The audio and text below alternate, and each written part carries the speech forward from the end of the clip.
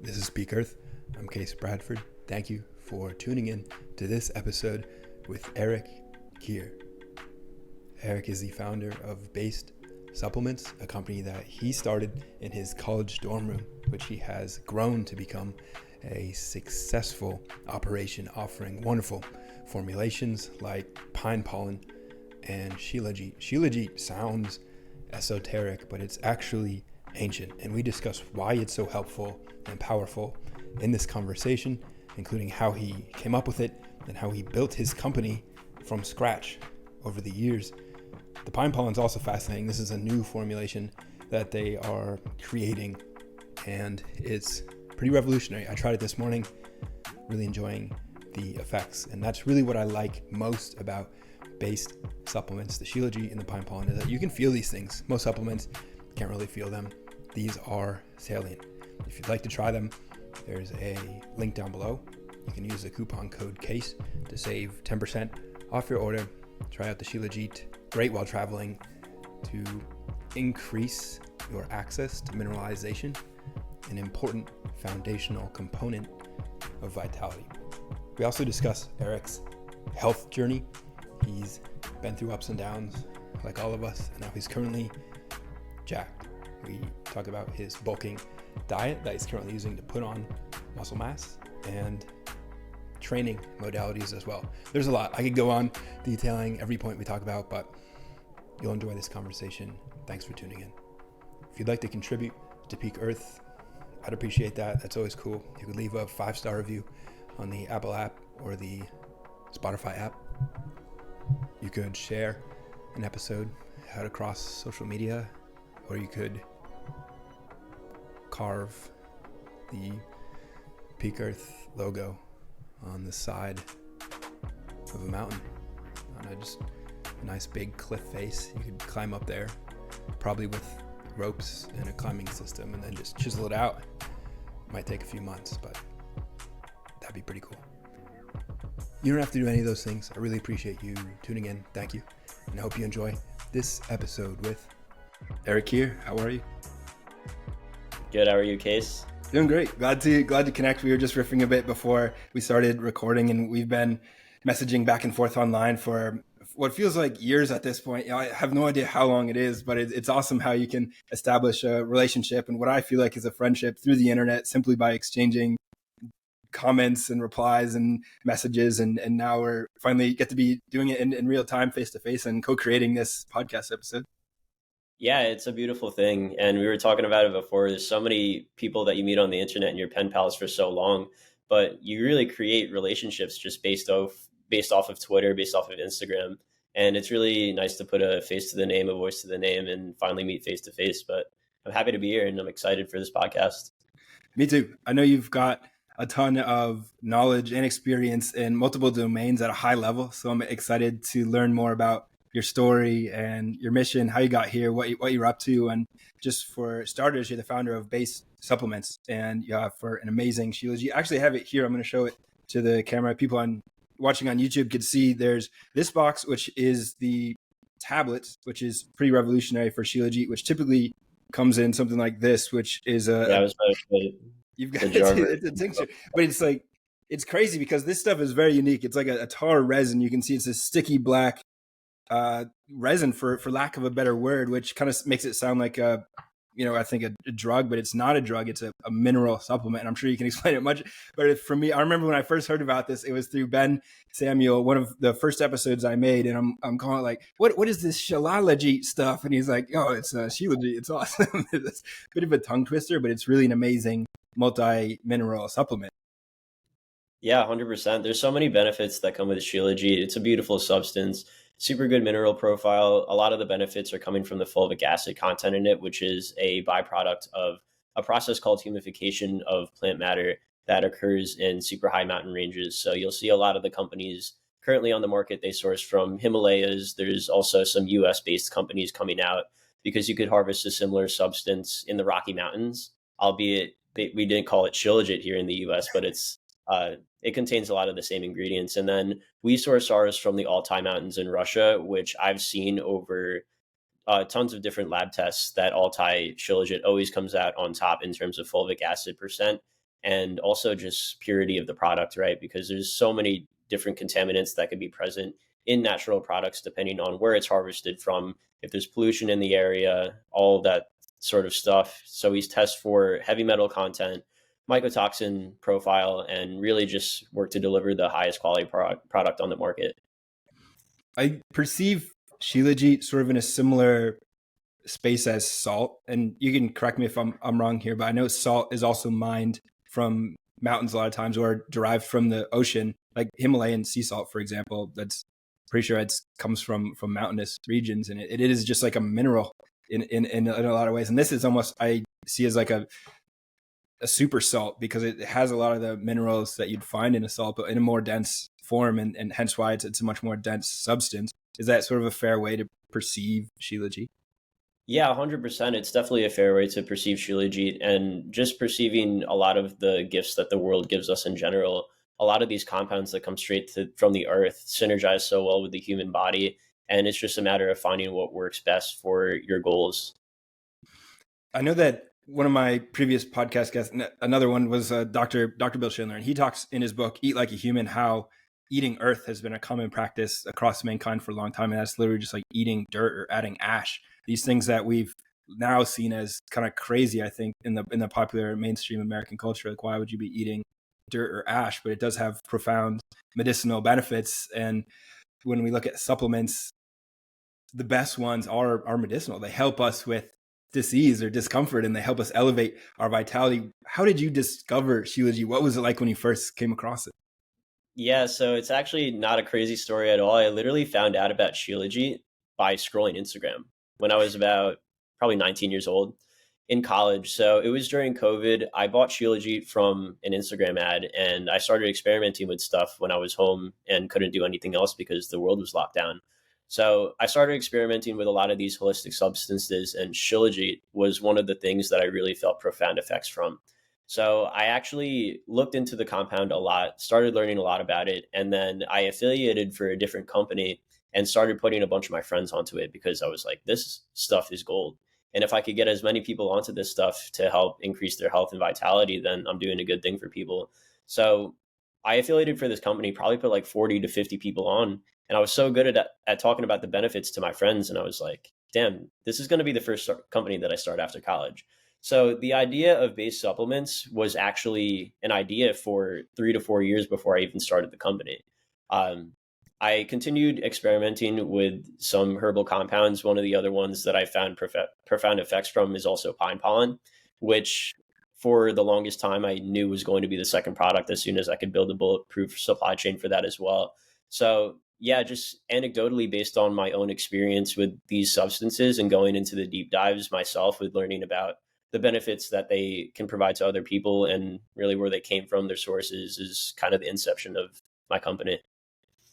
Awesome. And I'm glad you brought up pine pollen as well. I'm fascinated to learn more about that. I think we'll circle back to that after we cover more about the Shilajit, because I definitely have some more questions about this stuff, because when I use it, I feel energized, but not in a way that's caffeinated or frenetic, which, sometimes caffeine can be a little bit more heady. But with Shilajit, it's more earthy. It's more of a foundational energetic. And that's a little difficult to describe, but definitely something I feel. Most supplements, I don't feel in a tangible, salient way. I definitely feel Shilajit. I feel more energized, more grounded. Is that similar to the way you get from it? Yeah, 100%. And the acute benefit of that energy boost that a lot of people feel, I kind of pin it down to a description of a calm, cool confidence. Because, like you said, it's not really like a jittery head energy that you'll get from a stimulant such as caffeine or nicotine.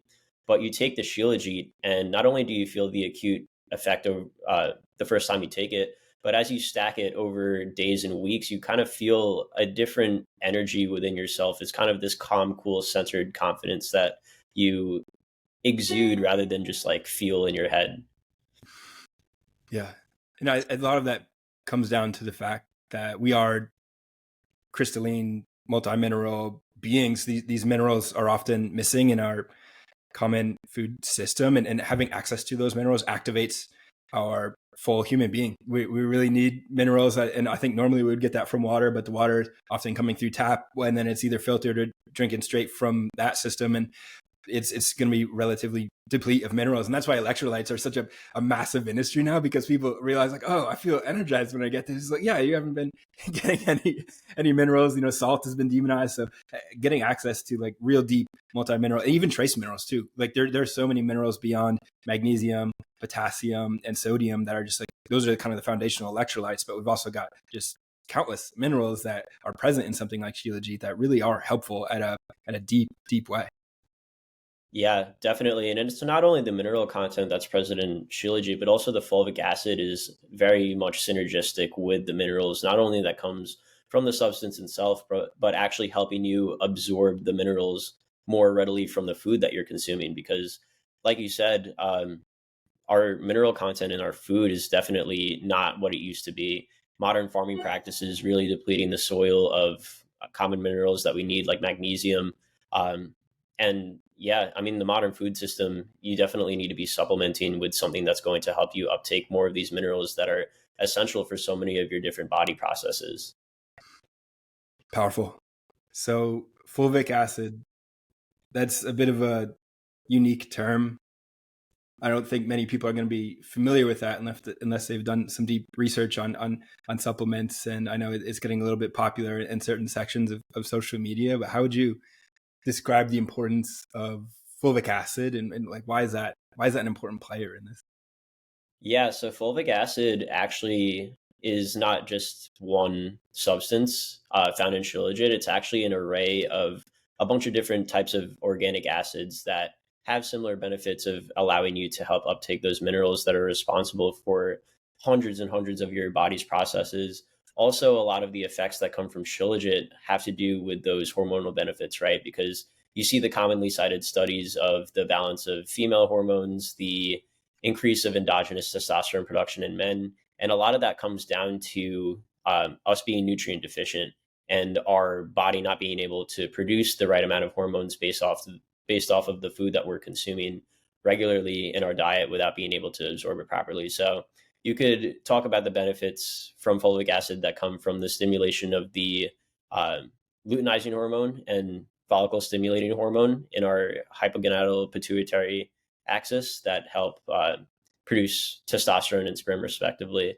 So yeah, there's just a wide array of benefits of fulvic acid, and I mean the benefits go on, and that's why Shilajit is such a beautiful substance to be taking every day. Hypogonadal pituitary axis. Yeah, so have a good night. It's funny because it took me so long to be able to pronounce or say that term all the way through without messing it up. If you look at prior podcasts with me talking about the benefits of Shilajit, I would I would jumble that term so horribly that I would just like give up and not say it all the way through. But through practice, I've gotten way better at saying that. But yeah, it's a funny one. That's a great term. Great term. It's probably the best word I've heard so far in my life. It's I'm gonna have to. I think I'm gonna name my firstborn child that hypogonadal pituitary axis.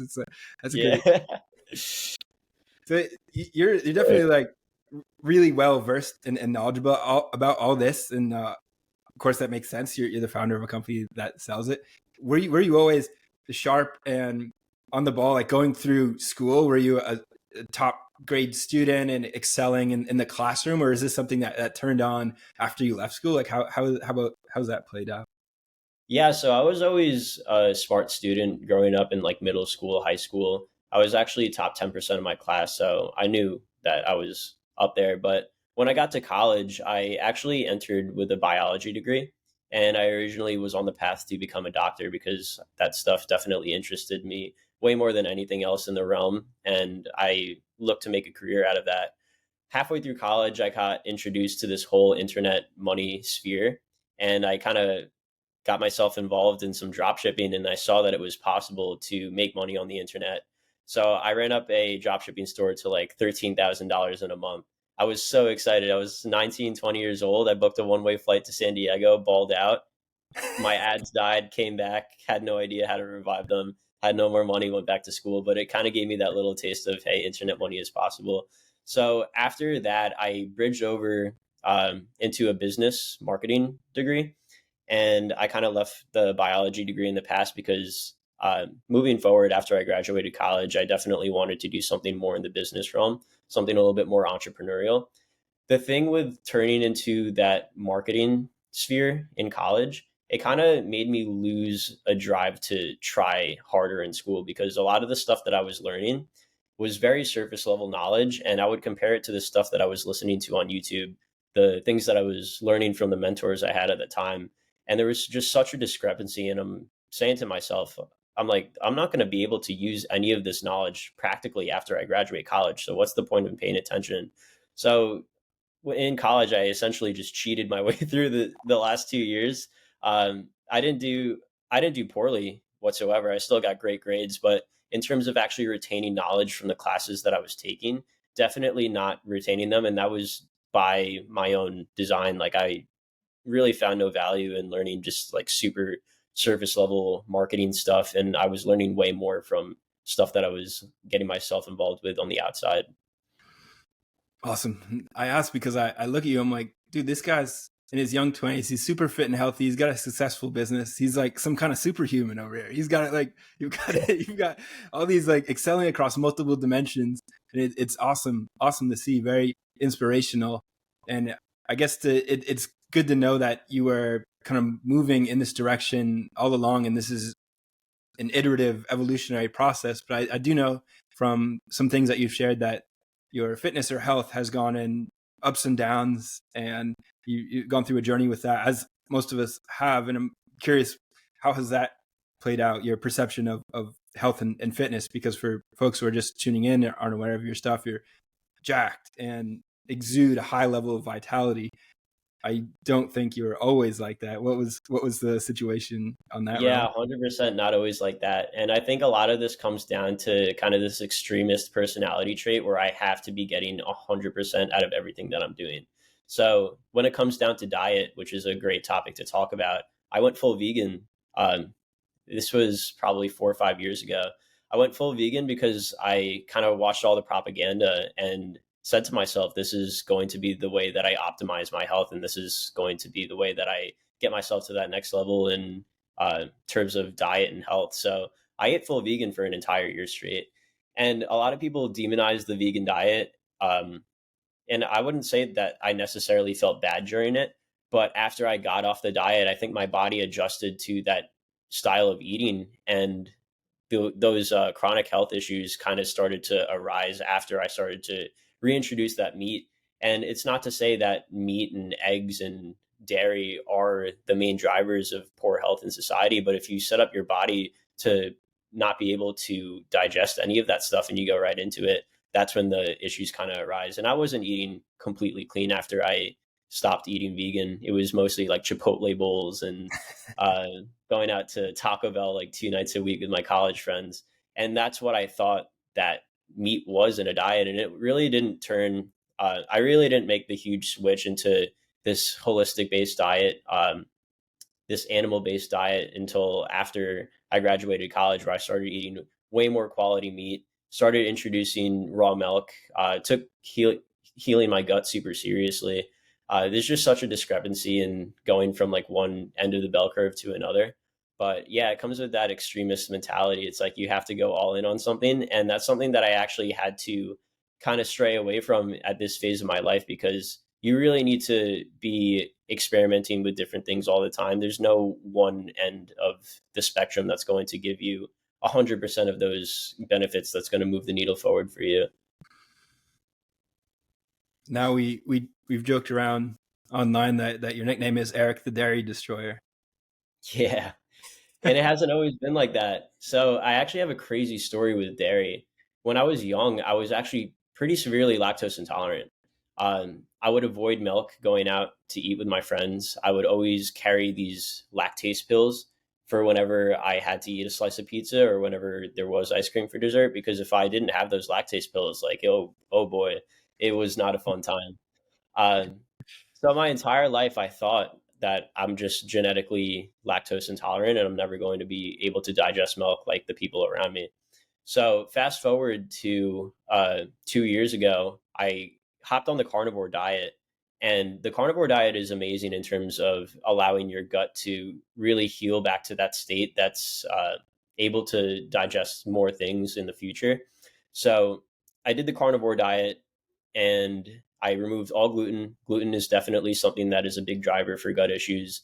Uh, Gluten increases zonulin, and zonulin is responsible for um, those gap junctions in your gut, which allow more harmful substances to leak into your bloodstream, which causes those inflammatory responses, not only inflammation in your gut, but inflammation all over your body. So, carnivore diet helped me heal my gut. I was able to slowly reintroduce some fermented plant foods. And then I started experimenting with raw milk. So, raw milk was a huge step for me because, I mean, my entire life, dairy would just destroy my gut. So, raw milk over time, introducing those helpful bacterias to help me digest more milk overall has actually allowed me to eat all dairy without any problems now. So, I mean, if I open the fridge behind me, I literally have like 2 gallons of raw milk on me at all times, drinking one fat glass in the morning, a fat glass in the middle of the day, and a fat glass at the end of the day. And it's crazy because my entire life, I never thought I would be able to do that. But it's just the power of understanding how these foods actually synergize in your body and the ways that you could adjust your body to be able to digest these really nutrient rich whole foods.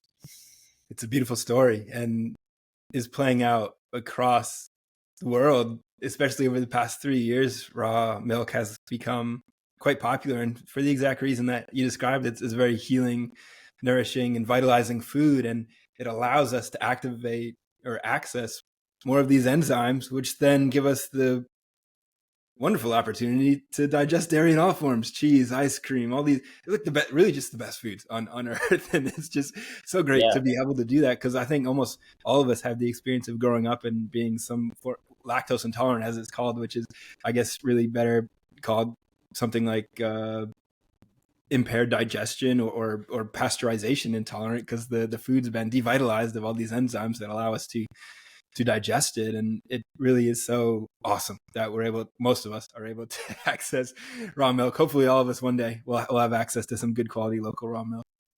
Yeah, being able to digest dairy has been such a game changer in my life because not only is it some of the most nutritious food that you could eat, it's some of the most anabolic food as well.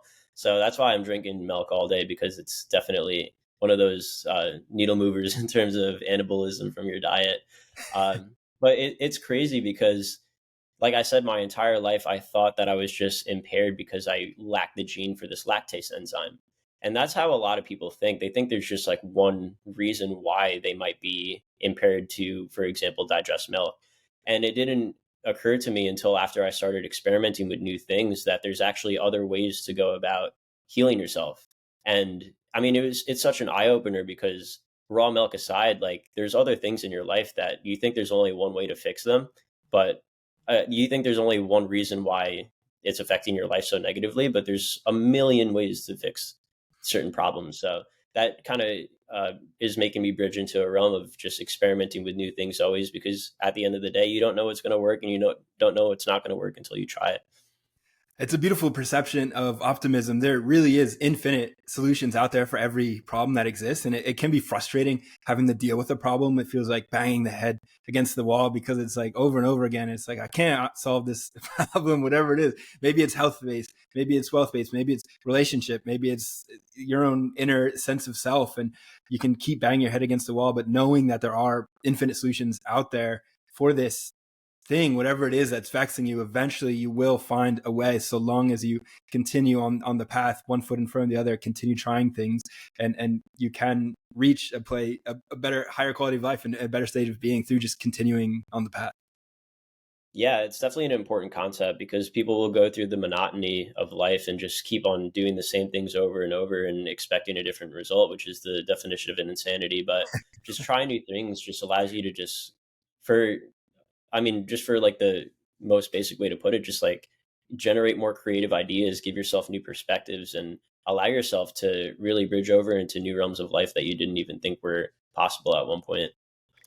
So you mentioned 3 glasses of milk a day, 3 fat glasses. What else does a regular sort of, if there is such a thing, day of eating kind of look like for you? How does that play out? Yeah, so it's cyclical for me. It kind of has to do my diet always is congruent with my goals at the time. So my current goal right now is I'm in a bulking phase. I'm going through some traditional bodybuilding, following a progressive overload at the gym, and my main goal right now is to gain weight. So in terms of gaining weight, you want to be eating as many calories as possible. Now for me, it's difficult because I have a high BMR to begin with. My metabolic rate is super healthy. So even if I eat like 3,000 calories a day, I'm still not going to gain weight.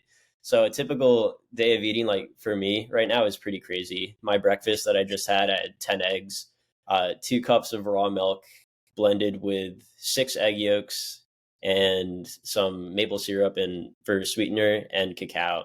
And that's a delicious and nutritious breakfast. And I have that every morning. For lunch, I'll either do a pound of ground beef or around 1,000 calories of steak, and then some simple carb like white rice or white rice noodles, which is super easily digestible for me. And I found a lot of benefits to eating more digestible carbs.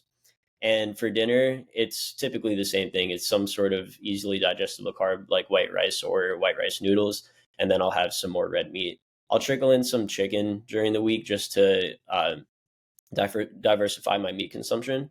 And also for omega 3s, I'm eating one fat meal of raw fish per week. I eat a serving of oysters per week as well. And then I supplement with like glycine bone broth to make sure my amino acid profile is balanced. But I mean, that turns out to be like 3,900 to 4,200 calories per day. And I'm still struggling to gain weight over here. It's pretty nuts. Wow, amazing. Those 10 eggs in the morning, how do you cook those? Yeah, so I just crack 10 eggs into a bowl and then I fish out 6 of the yolks. I'll put them into the side to blend with my raw milk smoothie. And then I'll just throw the eggs into a cast iron skillet, cook them, put them in a bowl, throw some salt on top, hot sauce. Super simple, nothing too crazy. Awesome. Okay, so for anyone who wants to follow Erik's bulking program, there you go. You've got it. You've got it laid Yeah. out there. That is quite a lot of food. Are you just like full, really full all the time, or like what's the experience like consuming that much food? What I've found is that when you first start eating that huge amount of calories after not having done it for a while, you definitely feel full all the time. But at this point where I'm doing it every day, my body actually adjusts very, very well to anything, no matter what I'm doing. So I'll eat like a 1,200 calorie breakfast, and then by 12 o'clock, I'm hungry again. So my body is utilizing those nutrients very effectively, I've come to see. And I mean, my body is just like very much adjusting to everything that I'm doing, which I think is a good trait because adaptation allows you to survive in different circumstances. And I think my body kind of has that inherent understanding that you either need to adapt or die in any situation that you're in. So I don't really feel like crazy full all the time, which is surprising at like 4,200 calories being 170 pounds. So you're wow. Okay, so you're one. Here's something crazy. You weigh 170. I weigh 190. I probably eat a third to a quarter of the amount of food that you just mentioned, and I feel full. So that's why I was wondering, like, man, I would feel like my belly would be bursting at every meal, and I'd be just completely full. But yeah, that is amazing. I should try that for a while and see what happens. I'm curious to see how it would go down, play out. Yeah, and just a disclaimer, I don't eat like that like year round. 100% would never eat like that year round. It's just for my current goals to bulk for these next 8 weeks. Mm. After these 8 weeks are up, I'm going to reassess what I want to do next. But yeah, I mean, it's important to definitely cycle diet, cycle training, cycle everything. You don't want to be downing 4,000 calories every day for 365 days straight. I'm not sure what that's going to do to your health, but yeah, I mean, I wasn't doing it. I wasn't eating this way literally a month and a half ago. I was training strict, unconventional kettlebells, maces, clubs, sandbags, which is also a very enjoyable way to lift. But my goals were different. My goals were to increase my cardiovascular health, to strengthen my connective tissue, strengthen my functional movements, and at that, with those goals in place, like the formula definitely isn't 4,000 calories a day because with that type of training, I'd probably puke every time I work out. Okay, awesome. I'm glad you added that disclaimer because that does add some great context to the protocol. And I'm Yeah. now wondering. I feel like we've gotten a pretty good cover on fitness, your fitness program. Is there anything else you kind of wanted to add to the way that you approach fitness and health that is worth going over? Or do you want to talk about a different topic? Yeah, I think an important topic to talk about, and something that Noah actually talks about a lot on Twitter recently, is cycling your training.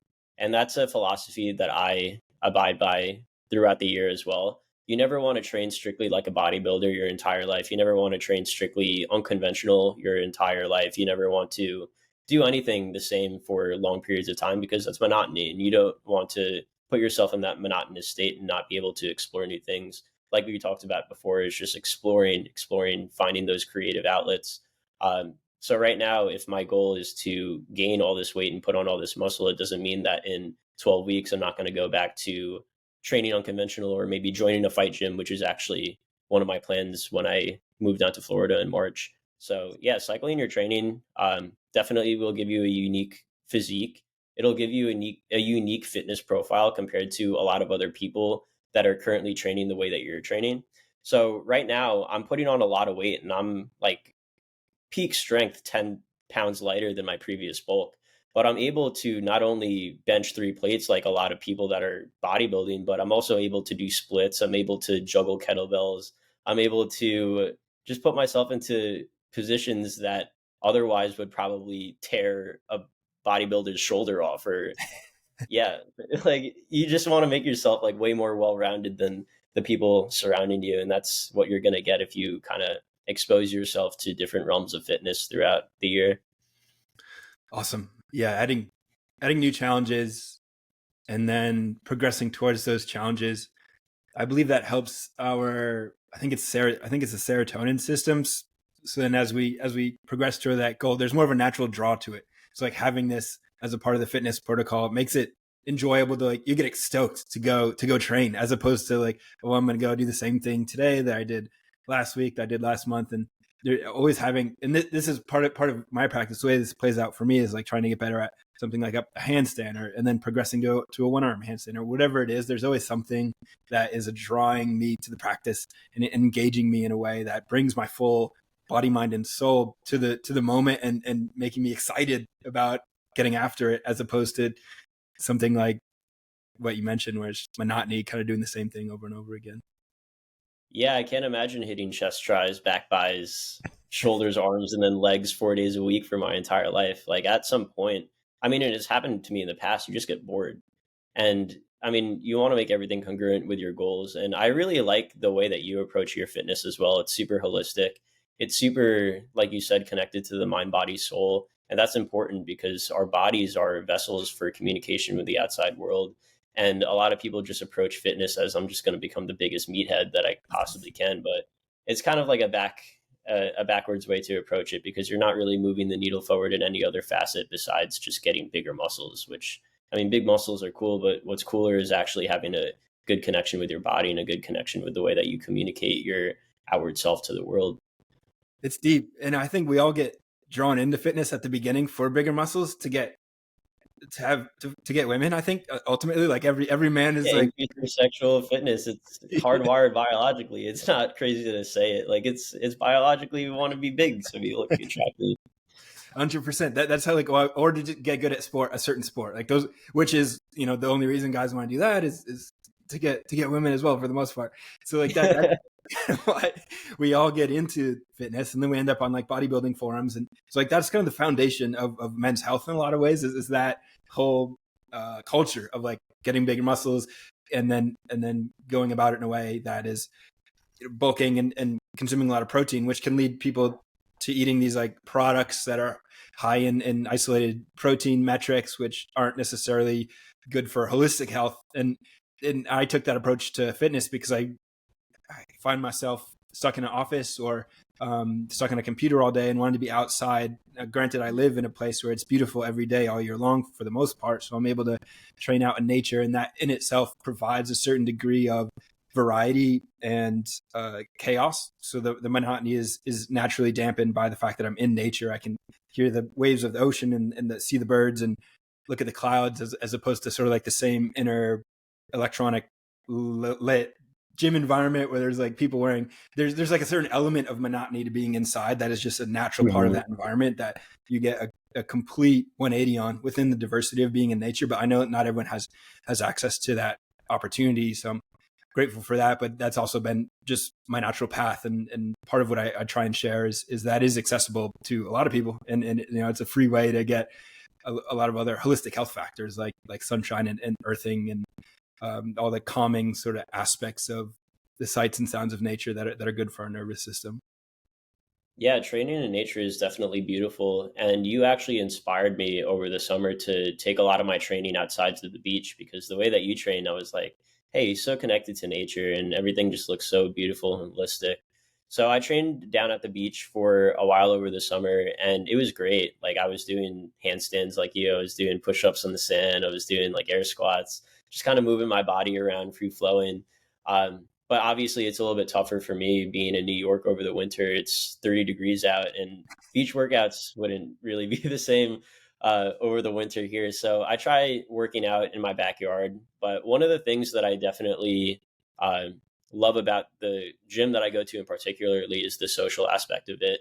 So it's harder for me to really kind of work out just in my backyard without being able to like see faces and then make conversation, and that's one of the reasons why I think it's important to also choose a good gym, not only a gym that has good equipment and yeah, just like good equipment, but also people around you. Like it's important to have that social aspect, bounce ideas off each other, get some creative synergy flowing.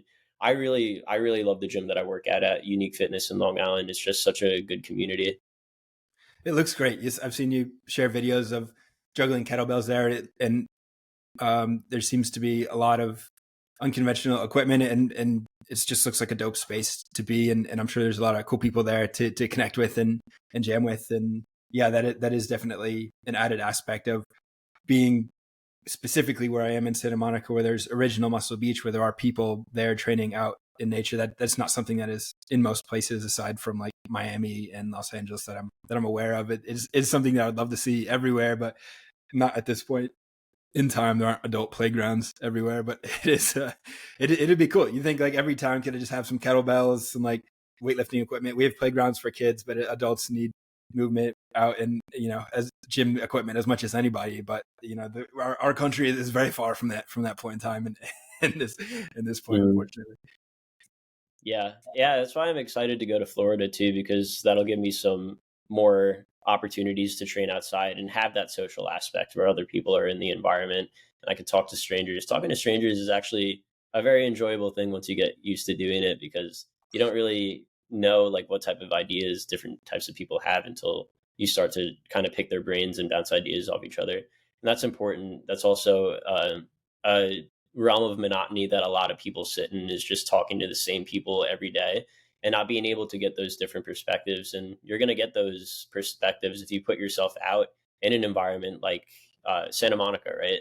That's Yes. where you train a lot. Yeah, like in the beach in Santa Monica, you're going to see people that you don't see every day. And you're able to synergize with your environment and just have all this novelty around you.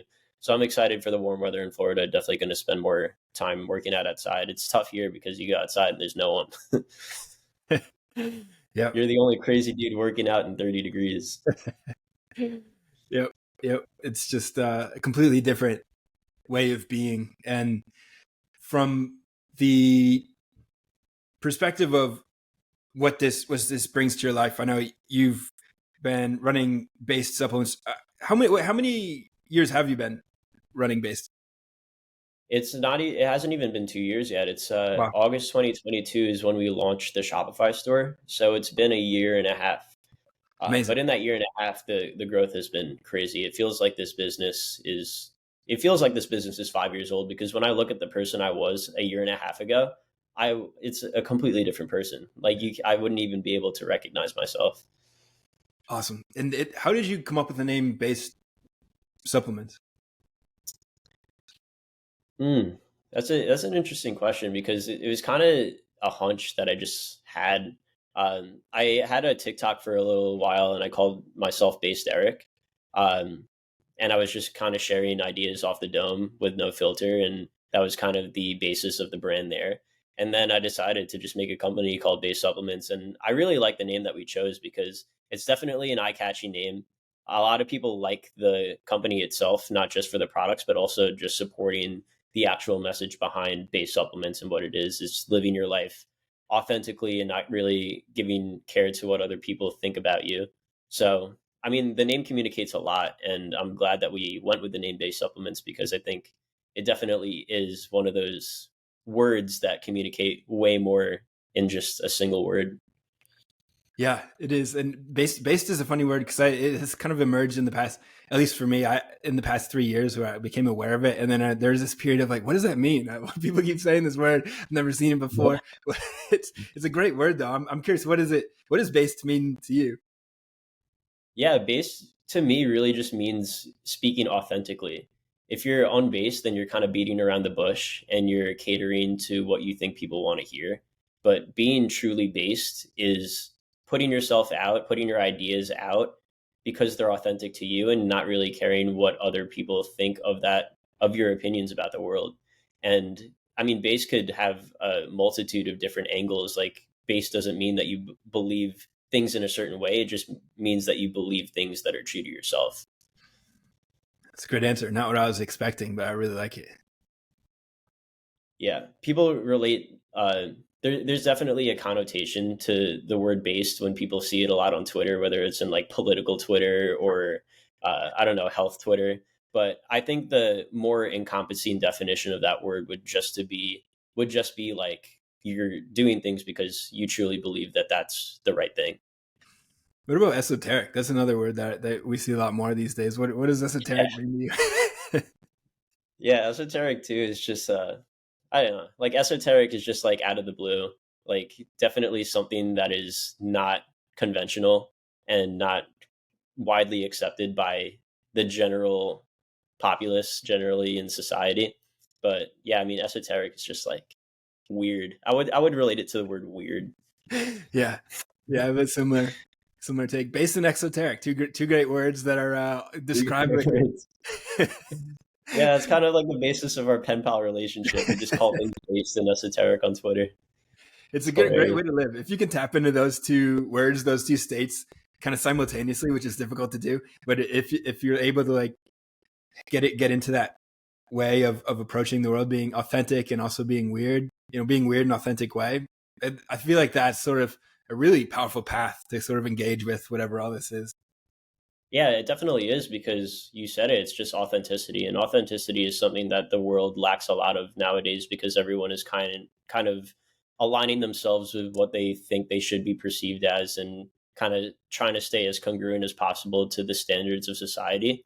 But the real the real way that society moves forward is these authentic personas, the people that bring new ideas to the world, the people that go against the general accepted ideas of the populace. And I think that's an important aspect for a lot of people to tap into is just being as authentic as possible and living your life the way that you want on your own terms. Because after a while, if you just live a super inauthentic life, which a lot of people unfortunately kind of box themselves into living, you're not going to live a very fulfilled life because you're conforming to the ideas of others and not being your truest self.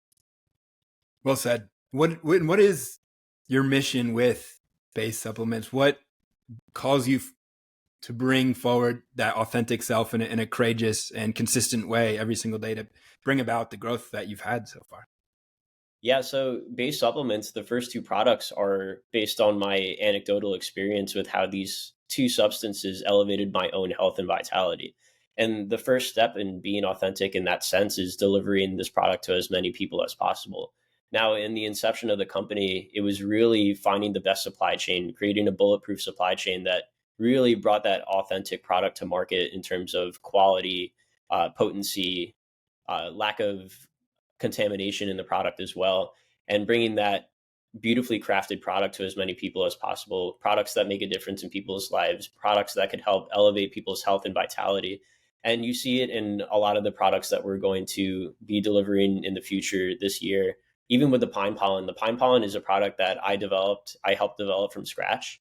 And it's unlike any other tincture that you'll see on the market. We use a specific alcohol by volume extraction in it we do a dual maceration, and we're using a specific pine species that I haven't seen any other company in the market use, because no one's willing to put in the research and finding how these different species can deliver better benefits to people. So, I mean, you look at a lot of the different pine pollen products on the market, most of them are from a single source, which is China, which is the place that's mass producing all of these big market supplements. So you'll see on the label of a lot of these pine pollen supplements, it's Mason pine pollen, and that's just the stuff, if you saw on my Twitter, that's sitting in heaps in these warehouses, just kind of super unsanitary. But the basis of creating a bulletproof supply chain and a very quality product is actually owning the entire supply chain and building a product from scratch and harvesting it ourselves and mastering it ourselves and bringing something to the market that's super authentic and can help elevate health and vitality of everyone in the world, for a lack of a better way to put it.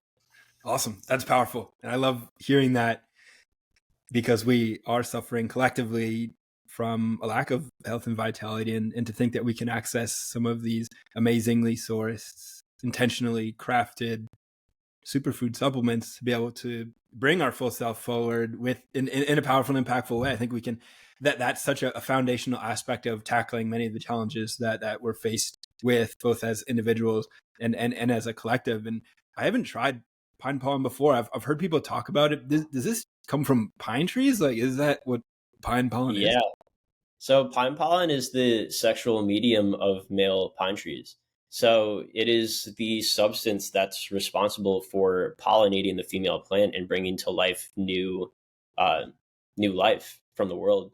So, being the male sexual medium of pine trees, we essentially call it pine tree semen. So it contains a lot of those similar bioidentical androgens that are also found in humans, as well as specific androgens that are particular to pine trees. So they're called gibberellins and auxins and other phytoandrogens of that type, but those interact very similarly to our androgen receptors in the human body. And you see this across many different species, right? You see one of the big products in the market right now is deer velvet. Deer velvet is the velvet on the deer's antlers that shed it off, but allows those male deer to grow their antlers super fast. So it's a potent source of IGF-1, which is a big factor in the how growth hormone works in our body. But you look across different species and you see these different substances that interact in a way to bring life, bring rapid growth. And those actually interact very similarly in the human body. So you take pine pollen and you feel that potent androgenic boost. And I mean, I call the feeling of the feeling of energy from Shilajit like a comical confidence. Pine pollen is like a conqueror energy type energy. It's crazy. I'll send you some for sure after we wrap up this podcast. I'll get your address and I'll send you one of the tinctures. We actually just got 200 more in stock, and we're dropping again next month. So Awesome. Thank you. That's tremendous description, and it makes me think of the next closest thing is bee pollen that I'm familiar with. Are those have any similarities, or no, just the name? not really. Bee pollen is kind of just the pollen picked up over many different plants, whether it's like flowers or other different type of plant species that bees bring to uh, that is found in like the actual hive of bees, but it doesn't have the same phytoandrogen content that pure what we use jack pine pollen has. Cool. Okay, that makes sense. It's wild to think that there are all these interesting aspects of nature that we can just kind of figure out, find, take, decipher, dilute and turn them into this, potion, this like magic elixir that we can then access this like different way of being human in the world. It makes life sort of feel like this almost kind of like a video game in a way, where we're trying to access these different things to power up, like Mario, for lack of a better metaphor, but it does feel very sort of video game-esque when we look at it that way. Yeah, they're power ups. Literally, I call the pine pollen tincture the Vril potion, because you take it and it feels like you feel like a potent boost in like that male characteristic energy.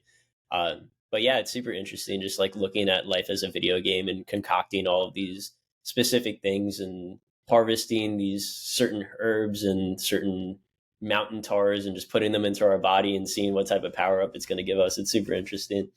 And it also in terms of business too, like being at this level of business, everything kind of just feels like a video game. Like you're making you're building systems, you're making ends meet, you're putting puzzle pieces in place that allow things to operate more readily. And I mean, it's all done from a computer, and it feels like I'm playing a video game like every single day, which is a cool feeling. What are some of the challenges that you faced being an early entrepreneur with a tremendous amount of growth? How has that played out? What has that adventure been like? Yeah, so taking this back to talking about remembering the mission and your why for why you started the company, it was definitely a time of way more motivation and way more authenticity for me when I first started the company. But when you get to the realm where you're starting to deal with big numbers and you're putting out fires consistently, you're trying to optimize for example like conversion rates or trying to lean out your business, cutting costs and everything, a lot of it starts becoming about the numbers. And that's where it's super important as an authentic business owner to remember why you started the company, because there was a good period of like 2 to 3 months where I was so caught up in the numbers that I kind of lost that drive for actually delivering my mission to the world, which is creating these amazing products to help change lives, elevate health and vitality. And I mean, I got so caught up in the numbers for 2 to 3 months. I was making the most money I ever have in my life, but I mean, looking back at it, it was the period of most where I was just the least motivated, where I was feeling the least fulfillment from my business. And I had to take the time to recalibrate and remind myself, like, there's a reason why I started this business, and it's not to make money. The overarching purpose of the business was not to make money, it's to deliver these amazing products to the world. So, uh, making that pine pollen tincture definitely helped me recalibrate because it gave me that excitement again of making something from scratch and delivering a new product to the market that people are going to love. And it's just something that I have to consistently remind myself because, I mean, you're dealing with like huge numbers every month, and it gets super stressful. But definitely taking the time to recalibrate is important. Awesome. It must be wild, especially considering you started this August of 2022. It probably started off fairly, small or at least containable, and now Yeah, it's grown so much. So sustainable. fast. Were you expecting this? Like, what were you expecting when you started out? Yeah, so I created the company obviously with a mission to make it my main source of income and kind of to live my life on my own terms and deliver stuff that I actually had a passion behind. But for the growth that we saw last year, I never ever fathomed that I would reach that scale in such a short amount of time. And that's where recalibration comes into place because things move so fast, right? Things move so fast. And then you get to this point and you're just like so stressed about things that don't really matter in the grand scheme of things. And that's why you really have to remember why you started and what your real purpose and mission is. But if you told me in August 2022 that we would scale to 7 figures in less than a year, I would be like, no shot. There's no way I could do that. But yeah, just like putting myself into different realms, meeting people on Twitter, which is what helped the brand get off the ground, starting to talk with bigger players and like paid media, starting to spend money to get the product in front of more faces. That's what really propels the company. And yeah, it's just crazy to fathom the growth. And it's still hard for me to conceptualize it now because we're still growing and it's crazy. What are some of the biggest challenges that you're currently facing, either personally or professionally, now that you're at this point? Yeah, professionally is just creating a super lean business because when you have so many expenses starting to stack up month to month, you definitely have to go through your business and audit like where you're leaking money, where you could be spending more money effectively, hiring better people that are good at things that you're not necessarily better at than them. So yeah, taking those extra steps to hire people that are better than me and say paid media, Google ads, Facebook ads, TikTok, all those different realms, email marketing. And then personally, on the personal side, it's just like remembering the mission of the business, not to repeat myself so many times, but it's just something that's so important to me because I went through that period where everything was just kind of a headache, and it feels way more fulfilling to just focus on actually creating products and delivering them. Yeah, it's. I mean that what you shared. That's important for anyone, regardless of stage. If we boil down mission of the company to just like meaning and purpose in life, that's just so important. Mhm. Such a core aspect of being a well operating human being, and easy to lose sight of in today's age when we have to kind of like forced to stare into this glass portal of infinite information and entertainment that is just like siphoning our dopamine. It's like we got to interface with this technology, and it can really contort our brainwaves and our perceptions. It's difficult to sort of stay grounded, stay aligned with our meaning and purpose, and it's such an essential aspect of being just like a mentally healthy person that it is really Mhm. worth driving that point home, because it's so so essential and so slippery. Yeah, definitely. I think we could bridge into the topic of talking about just like dopamine in general and how it affects the way that we operate in our day-to-day lives. One of the things that I've come to learn about myself is that I'm either dopamine maxing or I'm sitting back and taking life super, super easily. I'm never in between. I'm never, and that comes with the extremist personality trait where it's like I'm either all in, going all in and like working on my business schizo all day, or I'm taking a step back and flowing with life and just letting my dopamine kind of sit at a standstill and really heal those dopamine receptors up. But yeah, it's an interesting way for me to live because it's always just like one end and then the other end. I can never just be the person in between that's just coasting through life with like regular dopamine levels. Uh, but yeah, I'm curious, like, how do you kind of operate in your day to day life in terms of just like driving everything forward with dopamine, or if you do like dopamine detoxes or anything of that sort. I I haven't done like a strict dopamine detox, but I probably should consider it. I do feel myself addicted to the dopamine drip, or dopamine as I like to call it sometimes, like this app based dopamine that we get through Mhm. social media or the internet. And it's incredibly difficult to face because there's not an easy clear solution aside from just disconnecting, like you mentioned, the oscillating towards just saying, okay, I'm going to turn everything off for a while. And I believe that the multi-day fasting, my seasonal 3 to 5 day fast practice has been helpful to that, because I naturally don't want to be on my phone, especially once the sun sets. So that's another, I think, big one is once the sun sets, I'm pretty much putting technology away. So there's this natural sort of circadian alignment or foundational principle where I really strive to be away from technology at night. So there's that sort of natural ebb and flow that I try my best to adhere to, that I think is helpful on a daily basis. But I also struggle with it. It's like it's absolutely a daily struggle, and something that I feel is really a major roadblock for me in my life, and something that I'd like to try and face down and get a grip on in these coming seasons. And I got to figure it out, because it's a major struggle, and is certainly hurting my life, but is also the double edged sword of it. Is it's like, well, it's also helping my life too, because this addiction is like, I find out a lot of cool things. I meet a lot of cool people. I'm able to share things that people enjoy, and there's that dual side of it where it's difficult to know in the moment, okay, is this going to be a moment of like waste of time, or is this going to be a moment of valuable time? And it's kind of like rolling dice. You never really know. Yeah.